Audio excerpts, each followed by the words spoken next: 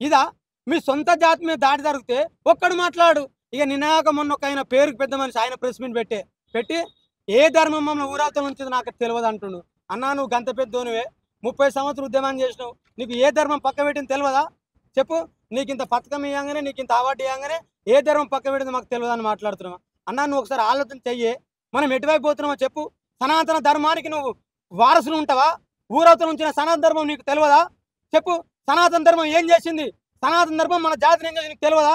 1819 వరకు ఈ దేశంలో శూద్రుడు పెళ్లి చేసుకుంటే బాబనుడు 3 రాత్రులు గడుపుకున్నాకనే శూద్రుడు మన ఇంటికి పోయేది. అది తెలియదా నీకు?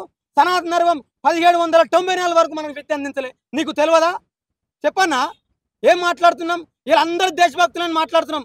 దేశభక్తులం మేం, ఈ దేశ సంపద మాది చెప్పు. ఇంకెన్ని రోజులు? 1947 నుంచి నేటి వరకు దాదాపు 70 సంవత్సరాలు అవుతుంది దేశానికి స్వాతంత్రం వచ్చి. క్యాలెండర్ల పేజీలు మారినాయి, ఈ దేశానికి ప్రధానమంత్రులు మారి తప్ప దళితుల మీద దాడులు మారినాయా?